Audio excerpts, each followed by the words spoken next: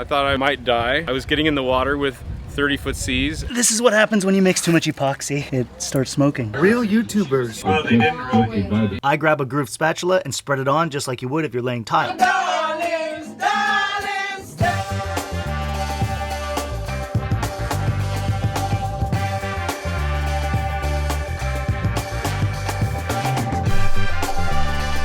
I've been sleeping in a real bed and it's nice. Parlay has been kind enough to let me crash in one of these cabins. Let me show you what a Lagoon 450 forward cabin is supposed to look like. It gives me hope. All I've been looking at are bare walls and dust. This is the starboard side where my worst bulkhead is. And this is what it's gonna look like eventually. All right, let's go start up the day. Start fixing some bulkheads.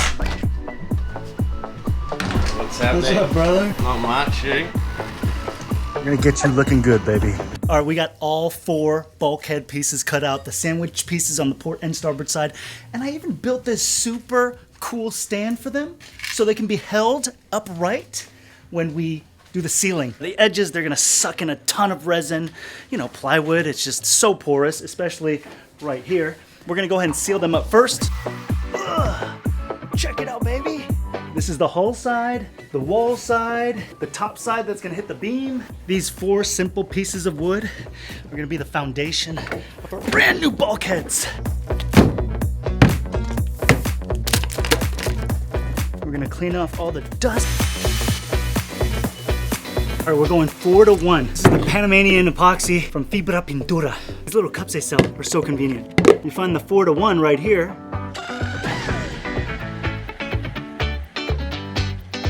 And then you mix the hell out of it.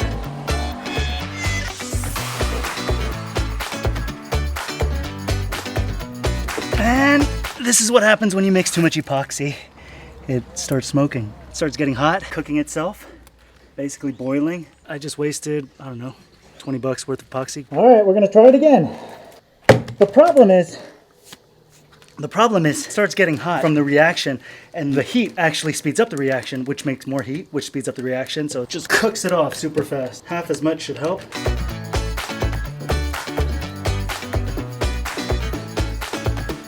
All right, we're gonna take a little break. Lunch break, late lunch break. We're gonna go check out Zingaru and have some lunch aboard. Super cool guy, this James, he is.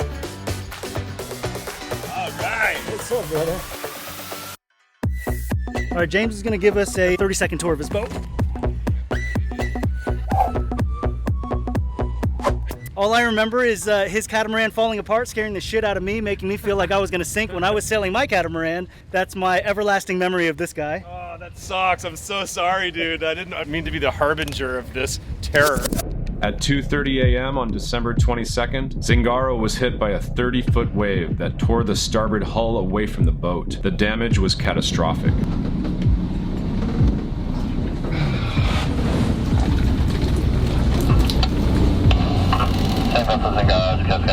We sent a helicopter to your position to hoist you off from your vessel. James got in the water at night, mind you, and with these 30-foot waves to tie Dynema around the separating hull.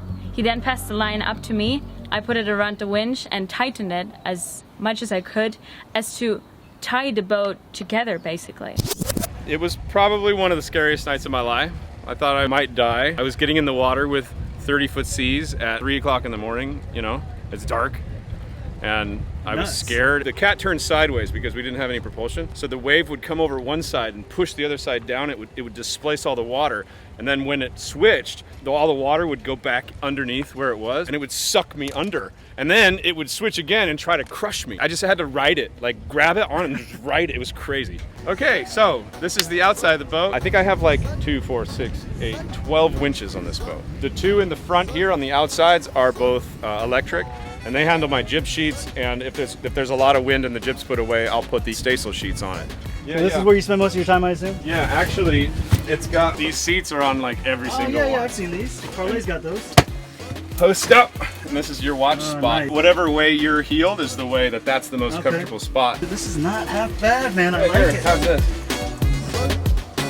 I could do the monohull life if I didn't have 4 kids. There's a table that goes in right here. Okay. It snaps in. Oh, so then you guys can eat right here? It's a big teak table that folds up.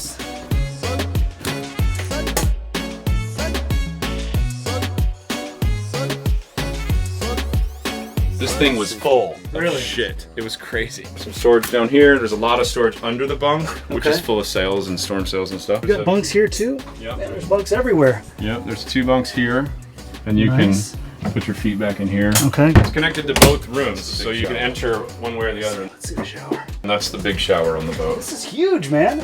You got a bench in there. That's what I want. I want a bench in my shower on the boat. Dude, I love benches. In my house, What are you doing there? Like sit there. Well, I guess you can't just sit there and like let the water run on you. Maybe if you're plugged into the marina, you can do that. This is also a bed. You can put your feet all the way back into here. Oh, okay. The cushion goes all the way back in. We have lee cloths for everything. Imagine like a piece of sail that's a rectangle that mounts here, and mounts here. I got you. And that keeps you from rolling off and falling on the floor. I got you when you're sleeping. Oh man, this is the master suite. Okay. Right now the toilet's broken because the base of the toilet got cracked. It's a Northern Lights 6 kilowatt. And man, this thing just has been giving me so much shit. Wow, damn, dude. It's got my logo on it, bro. Yep. Isn't that cool? So much room up front. There's a couple door rads. What's that mean? Oh, okay. These things that have air coming through. This is the bunk bed, this is the head, and this is the forward cabin here. And then there's an anchor locker that's self-draining. Got a couple holes that go through the hull of the boat, so when I take waves and fill this up with water, it just goes right through. On the newer boats, they're moving this sail up, giving you more room to put like a dinghy or whatever you can put on the foredeck. This sail's really small. I love having a staysail. This is my second boat with a staysail.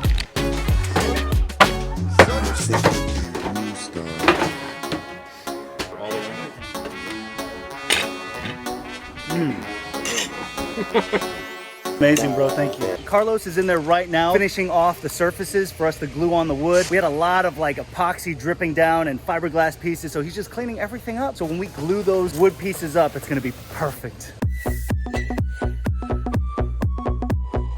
Well, let's see how he's doing.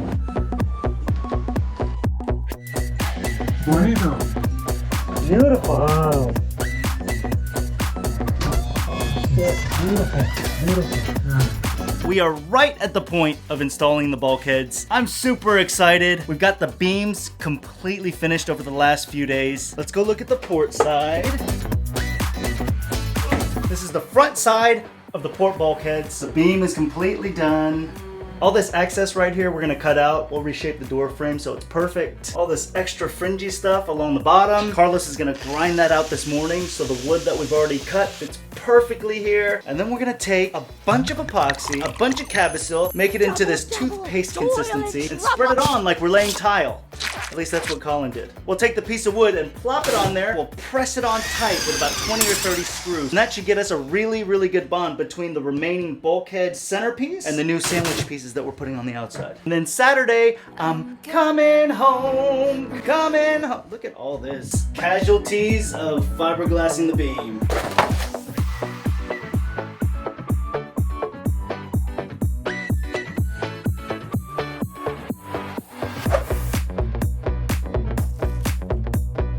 All right, so Carlos is doing the final prep on our 4 bulkhead sandwich pieces. We've already got them completely sealed with epoxy, so there can never be any water intrusion, even if we somehow get some leaks inside the bulkhead. What he's doing now is just roughing it up so the fiberglass has a really good surface to adhere to. So this is the one that's completed already, and then you can see the ones that haven't are still nice and shiny.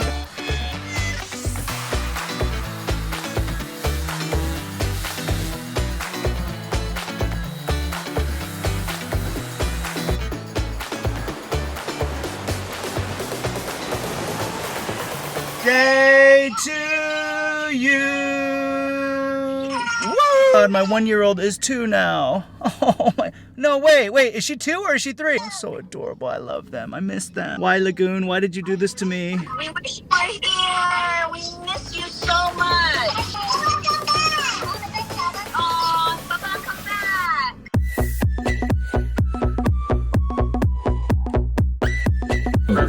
Real YouTubers. Oh, they didn't really. See, that's a big ass bag. See how it floats? Real ones. All right, bro. Can we get a lean on me? Lean on me? Stand by me. Or lean on me. Is that even the words? Stand by me? Lean on me? What is it? Those are two different songs. Yeah, but they're the same chords apparently. Yeah. And this guy can play it. He can sing it. No pressure, bro. Only 3 cameras. You got it. One more camera. Look at how many cameras we got on him. 1, 2, 3. Oh, 4. Yeah. Got you. I got you. GoPro duel. Which one are we going for? Stand by me, baby. Oh. Start us up. I don't know what you're doing. I'm lost. It's the long intro. It's the only light we'll see. Darling, darling, stand by me. Oh, yes! Hell yes! That's what I wanted! Yes! We're watching Rick Moore videos with Rick Moore. This is what they call us becoming Bananas are falling on my head. Art? Jesus! What's going on this? This is not very sophisticated. Look at this wind muff. Can make you one for $10. So, take 2. Just get a tiny sock and keep on doubling it over. And some girl's hairband that I found on the pavement. Rising up through the air. Up ahead in the distance, saw a shimmering light.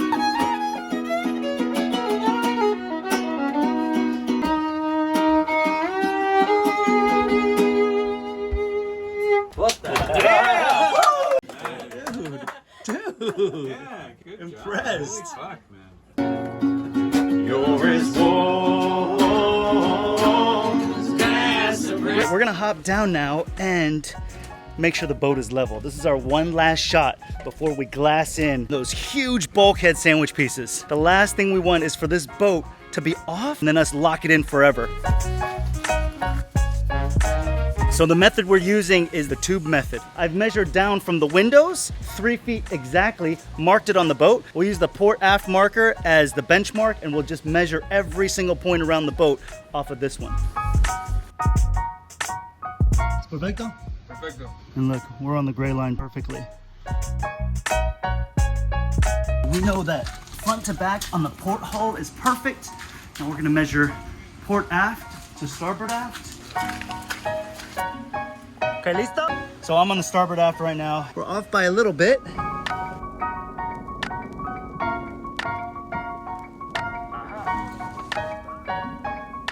¿Está bien?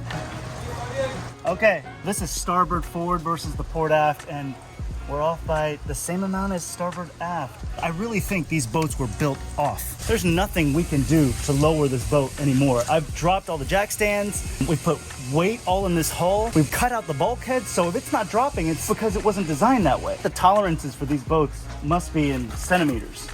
It's level on the inside. The transom is completely flat. It's at least as good or better than factory. Aquí? Please. Okay. I'm just gonna do one extra, measure twice. I just wanna be absolutely certain that starboard forward and aft is completely level. Looks like we're perfectly on, yes! Our hulls, both sides, perfectly level forward to aft. If you look at the boat from the back, everything is level. Both hulls are plumb. Starboard side was just built a tiny bit lower for some reason. But we're talking 7 millimeters. Good enough for me.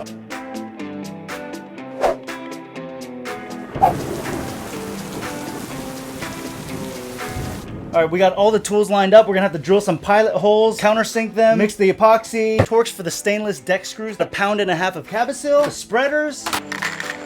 I edited through this entire video and I finally get to the payoff scene where we actually install the bulkheads and I discover all the footage I shot was ruined. I had the head-mounted GoPro set to time-lapse. Such a rookie mistake. Check out all these useless shots I have. Luckily, I was running another cam. So right here, we're clamping the piece of wood in place and we're pre-drilling where the screws will eventually go. Then he removes the wood and wipes everything down with acetone one last time. We want everything to be clean. Now at the bottom of the screen, Carlos is mixing up the epoxy and only then he mixes in the Cabasil seal until it's as thick as toothpaste. I grab a grooved spatula and spread it on just like you would if you're laying tile. We clamp the board back on in the same exact position and start screwing. Screwing until the new wood is squished against the old wood and the epoxy comes out of the sides. Now the most important thing to remember when using epoxy is the fact that you should subscribe to this channel. And Patreon, behind the scenes, live updates. They get extra vids every single week. And boat shows, we're gonna be there. Newport, Rhode Island in 2 weeks, Annapolis, where it all began, meetups, coupons, description below. And most importantly, thank you so much for watching to the end. So Tom here has asked me to throw some bleach to him. I don't mind throwing bleach. I'm not catching the bleach. If anything happens, it's going on YouTube for sure.